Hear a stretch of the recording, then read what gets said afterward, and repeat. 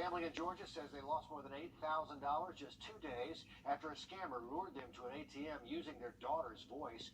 Tori Cooper went to find out just what happened to this family. Call came in at 2:17. It was my daughter's voice. George Schwartz says he thought he was answering his daughter's plea for help. Very panicky and crying. I said, "Dad, I hit another car. I was in an accident."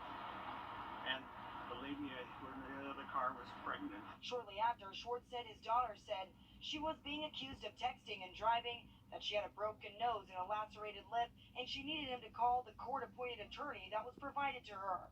So I called the number, and he said, "Yes, I'm the court-appointed attorney." He said, "You can bond her out." Schwartz and his wife Janice say they headed straight to their bank to pull out $8,200 in cash. And I mentioned to my husband that could it possibly be a scam? But time was ticking, so they entered these codes into this PNC Bank ATM in Tequila as instructed to get their daughter's freedom back. So I texted her. I said, "Do you have your phone back?" And she texted back and said, "Did you mean this message for me?" That's when Schwartz realized his daughter was never behind bars, and he was now a victim of a common grandparent scam.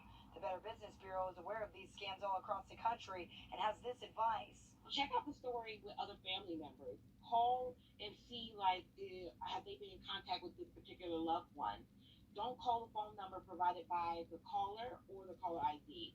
And ask questions that will be hard for the imposter to answer correctly. Gwinnett police records show the Schwartz filed a report with police this week. I reported it to the report fraud, and it's an FTC number. The PNC Bank would not confirm whether or not they were investigating this case.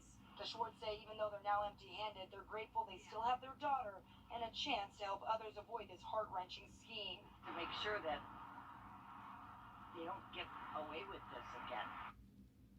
And since the scam is going around, might be a good idea to create a code word you can use with family that only family knows. But Tori, the reporter, has been reaching out to that PNC Bank to see if they know where the money went and to make sure they're aware of this scam involving their ATM.